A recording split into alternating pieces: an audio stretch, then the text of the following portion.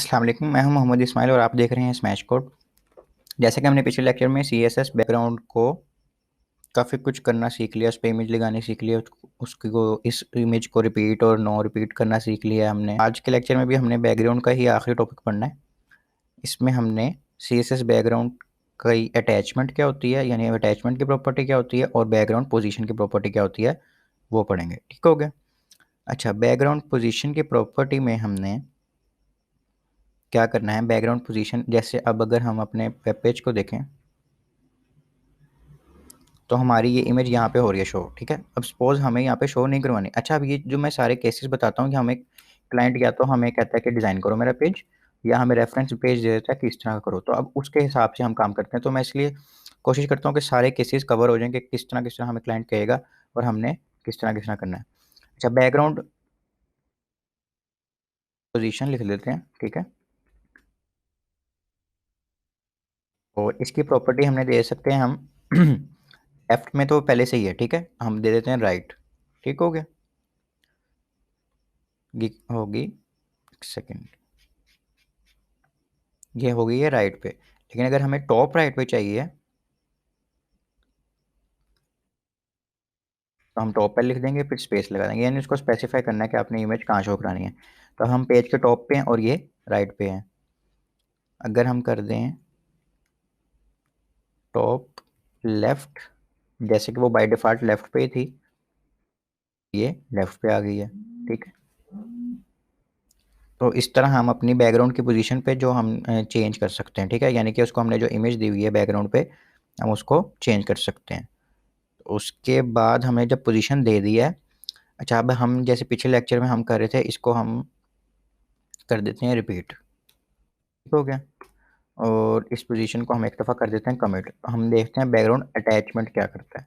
एक दफ़ा web page को देख लेते हैं।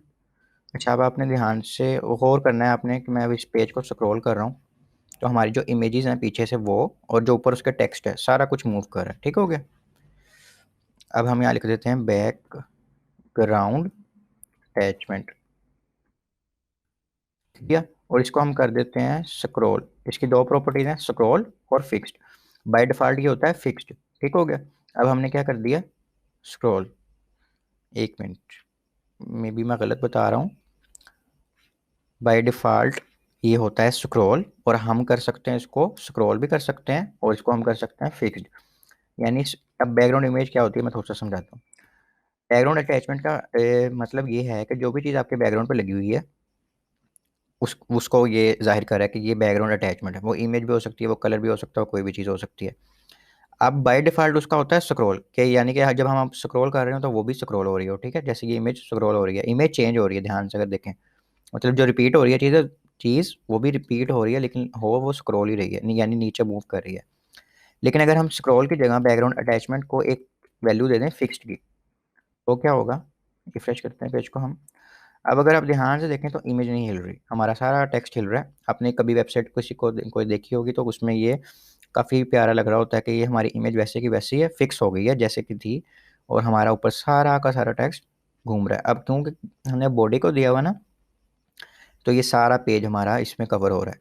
ठीक है, तो ये बैकग्राउंड अटैचमेंट का काम था कि वो इसको फिक्स भी कर सकते हैं और इसको हम सॉल्व भी कर सकते हैं। ठीक हो गया, ये हमारे दो टॉपिक आज हमने कवर करने थे, एक बैकग्राउंड अटैचमेंट और एक बैकग्राउंड पोजीशन। तो ये काफ़ी आसान से टॉपिक थे, तो मैंने इसके साथ एक और चीज़ भी रखी है, सीएसएस बैकग्राउंड शॉर्ट हैंड। अब हमने काफ़ी सारा कुछ बैकग्राउंड के अंदर पढ़ लिया। अब हमारे पास इतना टाइम नहीं होता कि हम सारों के लिए अलग अलग से background colour, background image, background repeat, ये सारा कुछ नहीं कर सकते, और कोड भी काफ़ी लंबा हो जाता है। तो इसलिए हम क्या करते हैं, उसके शॉर्ट हैंड रूल बना लेते हैं। हम नहीं बनाते, यानी कि इसके अंदर पहले से ही होते हैं, और काफ़ी सारी प्रॉपर्टीज़ के लिए आएंगे, आगे भी आपको आएंगे। अगर बॉर्डर आपको याद हो, हमने बॉर्डर पढ़ा था, तो उसमें बॉर्डर का हमने शॉर्ट हैंड रूल पढ़ा था। ठीक है, अगर वो नहीं देखी आपने तो आप देख लें। अच्छा, शॉर्ट हैंड रूल में क्या होता है कि आप एक ही दफ़ा में 4-5 प्रॉपर्टीज़ को वैल्यूज़ दे देते हैं। अब अगर हमने यहाँ देना हो बैकग्राउंड कलर, ये एफ यानी वाइट, बैकग्राउंड इमेज ये देनी हो, बैकग्राउंड रिपीट ये देना हो, और बैकग्राउंड पोजीशन ये देनी हो, तो हमें 4 लाइनें लिखनी पड़ती हैं। ठीक हो गया, इसे ये करके देखते हैं। बल्कि हमने ये पोजीशन भी दी हुई है, कलर भी दिया हुआ, हमने सारा कुछ दिया हुआ। हम इसको खोलते हैं, ये बल्कि हमारे पास बॉडी के अंदर होगा। ये बैकग्राउंड इमेज होगी, ये बैकग्राउंड रिपीट हमने दे दिया, और ये बैकग्राउंड अटैचमेंट दे दी। ठीक है, और चौथी चीज़ इसमें बैकग्राउंड पोजीशन है एक, ये भी हम खोल देते हैं। ठीक हो गया, और इसको देख लेते हैं एक दफ़ा। ठीक है, और इसके बाद हम दे देते हैं, अब ये टॉप लेफ्ट इसलिए टॉप लेफ्ट ही है एक हिसाब से, लेकिन क्योंकि वो रिपीट हो रही है, हमने यहाँ से रिपीट कर दी है, तो वो बार बार रिपीट हो रही है। अगर हम उसको नो रिपीट कर दें तो अब ये एक ही है, और वो देखें वो भी मूव नहीं कर रही क्योंकि हमने अटैचमेंट को फिक्स किया हुआ है। अच्छा, ये भी दे दिया हमने, और हम चीज़ दे देते हैं बैकग्राउंड कलर भी एक दे देते हैं।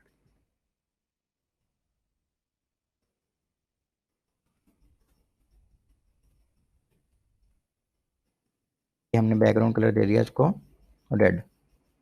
तो ये बैकग्राउंड कलर भी आ गया, और वो भी मूव नहीं कर रहा, ऊपर से टेक्स्ट मूव कर रहा है। अब या तो हम ये 5 लाइनें लिखें, या हम सिर्फ एक लाइन लिख दें और उसमें बैकग्राउंड को बस स्पेसिफाई नहीं करना, सिर्फ बैकग्राउंड लिखना है। ठीक है, बैकग्राउंड लिख के इसको हम सेमीकोलन लगाते हैं।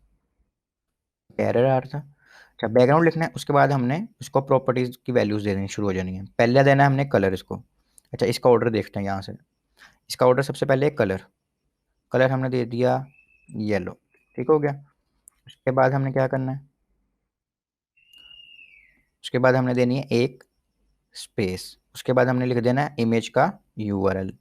सपोज करें जी यूआरएल है हमारे पास, एसिड के अंदर जाओ और ये पिक्चर 2 ले लो। ठीक हो गया, फिर हमने देनी है स्पेस। स्पेस के बाद हमने तीसरी चीज़ क्या पकड़नी है, बैकग्राउंड रिपीट करना है या नहीं रिपीट करना। सपोज हम कहते हैं रिपीट। ठीक हो गया, चौथी चीज़ है अटैचमेंट। अटैचमेंट हम कह देते हैं जी फिक्स्ड। फिक्स होगी। उसके बाद पांचवी चीज़ है जी पोजीशन। पोजीशन हम कह देते हैं टॉप राइट। इसको हम कर देते हैं नो रिपीट, ताकि हमें पता चले कि पोजीशन यूज हुई है या नहीं हुई। ठीक हो गया। अच्छा, एक तो ये हम चला ट्राई करके देखते हैं ना कि चला कि नहीं चला। अभी हमारे पास ये ऊपर वाली पांचों चीज़ें चल रही हैं, इसको हम कर देते हैं कमेंट, और हम देखते हैं हमारा कोड चलता है कि सारा कुछ नीचे जो हमने एक ही लाइन में पांचों चीज़ें लिखी हैं।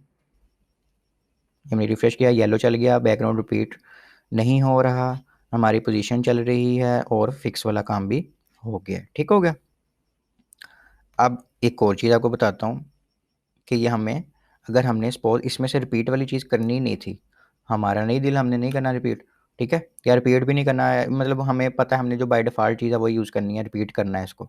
ठीक है, तो हम वहाँ पे अगर वो चीज़ छोड़ देंगे, यानी कि पहला हमने लिखा कलर।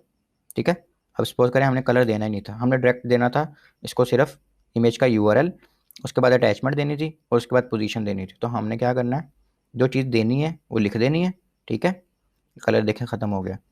जो चीज़ देनी है वो हमने लिख देनी है, और जो चीज़ नहीं देनी हमने, वो हमने छोड़ देनी है। यानी कि आपने फ्लो यही रखना है, सबसे पहले कलर, फिर इमेज, फिर रिपीट करना है या नहीं करना, फिर अटैचमेंट, फिर पोजीशन।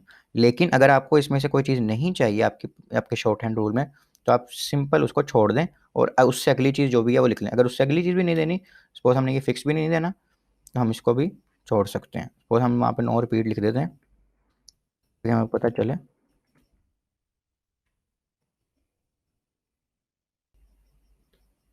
तो ये नो रिपीट लग गया, और टॉप राइट वाली पोजीशन भी लग गई। हमने फिक्स वाला नहीं किया, तो देखें फिक्स नहीं है, वहीं पे इमेज वहीं पे रुकी हुई है, स्क्रॉल नहीं हो रही। ठीक हो गया। तो ये बैकग्राउंड का शॉर्ट हैंड रूल है। सबसे पहले हमने, अगर हमने 5 चीज़ें नहीं लिखनी, हम एक ही प्रॉपर्टी में सारी चीज़ें लिख सकते हैं। सबसे पहले कलर, फिर इमेज, फिर रिपीट, फिर अटैचमेंट, फिर पोजीशन। तो ये इसका एक ऑर्डर है कि इसको हमने इस हिसाब से लिखना है, लेकिन अगर कोई चीज़ छोड़नी है तो हम बीच में से छोड़ सकते हैं।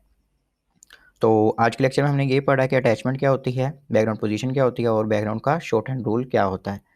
तो उम्मीद है आपको काफ़ी अच्छा लगा होगा लेक्चर, और समझ आई होगी। काफ़ी इंटरेस्टिंग सा लेक्चर था। बैकग्राउंड का हमारा टॉपिक एक किस्म से कवर हो गया, लेकिन अगर कोई चीज़ रह गई तो मैं वो भी लेक्चर बना दूंगा, ताकि जब आप ये कोर्स कर लें तो कोई ऐसी चीज़ ना हो जिससे आप गुजरे ना हो। ठीक हो गया, उम्मीद है आपको समझ आई होगी। अगर कोई सवाल हो तो आप कमेंट कर सकते हैं। अपना बहुत सारा ख्याल रखिएगा, मिलते हैं अगली वीडियो में। अल्लाह हाफिज़।